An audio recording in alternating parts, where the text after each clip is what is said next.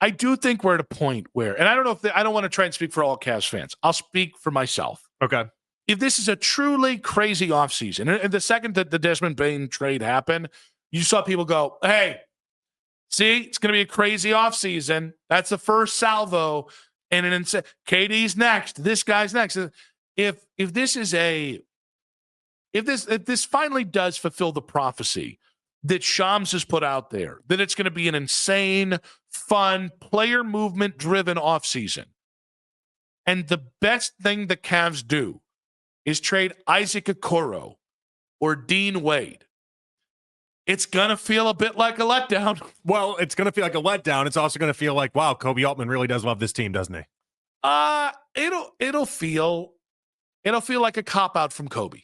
I don't know, because here's the thing. I think we're to a point where, and I don't know Kobe, so I don't want to try and make it like I can just say this out. I do feel like we might be at a point of paralysis by overanalysis, where they're like the fear of the move you make going wrong, or the fear of, I need 5, where basically you talk yourself into insurmountable stakes to make a trade that might make you better because the pieces fit together. I really worry that might be where we are with Kobe, because I think he understands if he makes the wrong move, trading Darius, new guy comes in, doesn't fit, Darius is great elsewhere, that team goes deep into the playoffs, I think he does know that gets you fired if you're an NBA GM. Yeah, but I also don't know. I'd love to know his approach, but I'd be curious to know if he's watching these NBA finals and thinking to himself, wow, this is really because of Halliburton and Siakam, or is it more about Mathurin and the other guys? Is it more about the guys that are like if you traded an Okoro, if you traded a Dean Wade? There's a part of me that thinks if you trade Okoro and Dean Wade, he could be like, yeah, we did enough here. Like we made the moves. We got better in that, and the parts that the other teams across the NBA are getting better at, and our core four, we're good with our core four. It's the other parts that we needed to clean up. So the only thing, I'm about to do something that I hate to do. Okay, well, you're going to do it, so you don't hate that much to do. And you and I both roll our eyes when we give a guest 2 options, and they go, I think it's both.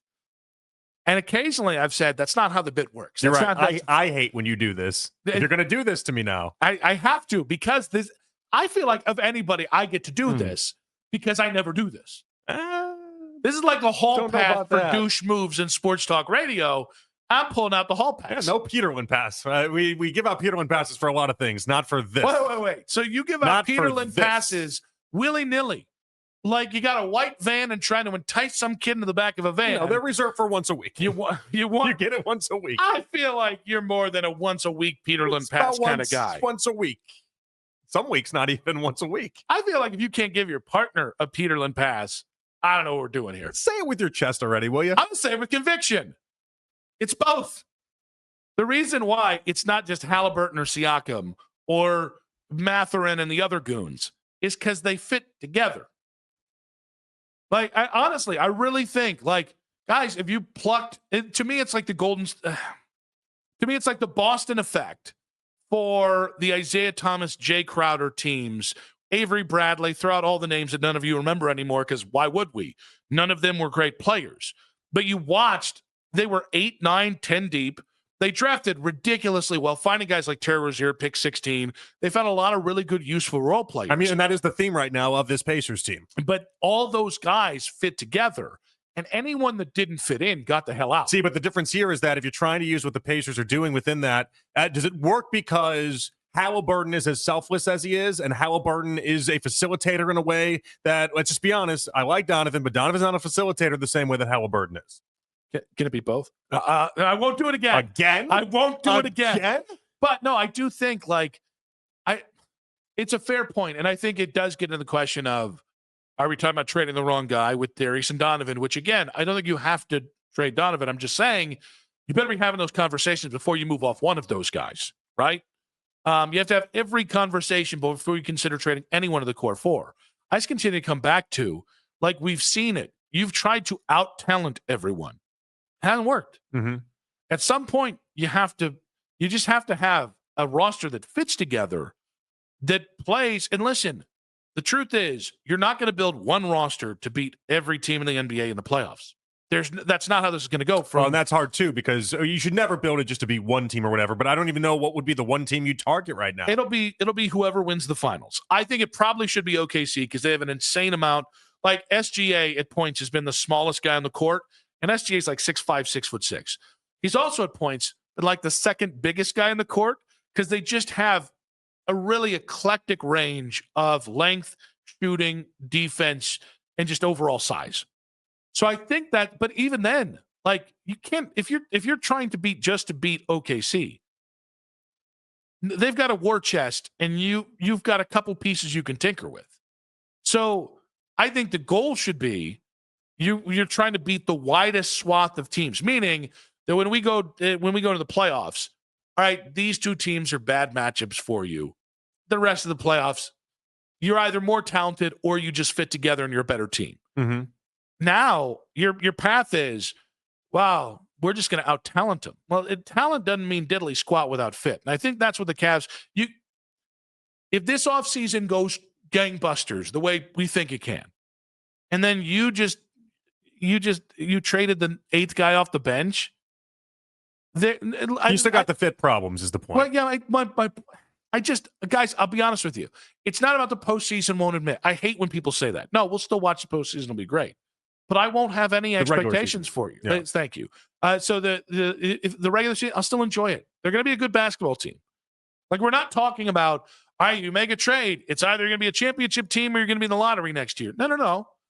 I have reason to believe that whatever trades you can make from here gets you even incrementally better, and that'll make a fun regular season. But there's no way anyone under the sun should think this team, if they keep the core four together, and oh, by the way, DeAndre is going to be a little bit better too, because now it's year two. There's no way to expect this team to do anything other than they've done, whether it's the first round, second round, third round, being bounced out in the fifth round. And maybe that is why, like you asked the question of whether or not we're getting lost. I was listening to a national program earlier today, and they were naming some of the East teams that Orlando is now competing with. We didn't get mentioned. Cavs weren't brought up at all. Yeah. Like, we are getting lost in that conversation. And by the way, you should be. Your playoffs have ended. And we need to keep saying this so it doesn't get revisionist. Teams do a great job of whitewashing what happened. The Cavs are doing a great job. Every piece I read about the Cavs, hey, they're focusing on, look at the success we've had. It's like, no. Where we're at, you have to look at the failure you've had and ask yourself, is there an underlying issue? Well, they're also putting a lot on the idea that Atkinson can be the one to develop these guys to get to another spot. I can't tell you how many articles I've read where it's like Atkinson was off in Paris. He was doing all the Olympic stuff, and so he wasn't around. But this year, it's going to be different because he's going to be around. He's going to be able to coach all these guys. Okay. And here's the crazy thing. Kenny Atkinson is one of there are certain coaches in the NBA who know how to develop talent. Mike Malone was one. It's supposed to be one of his strengths. That's supposed to be it. We kind of got robbed of it last year in many ways. My guy, James Borrego, is a guy who I believed I saw like his player development thing up close. I thought it was Kenny Atkinson's that dude. Kenny Atkinson can take Jared Allen, who was, I think, the 20th or 21st pick, and turn him into a $200 million player in his career. He took Karras, a middle round pick, turned him into a really good player. Spencer Dinwiddie was just a jump around journeyman. Really good player, got paid once. Like, Kenny can do that. I'm open to trading, by the way. If you get a top 10 pick as part of a package for either Jared or Darius, I'm open to it because I believe in Kenny Atkinson. He also can't turn water into wine. Mm-hmm. So there has to be something of, I trust the coach, I trust player development, I trust that these guys can get incrementally better. And at some point you start thinking and like wishing and dreaming of unicorns and Sasquatches and things that just don't work, things that just aren't real.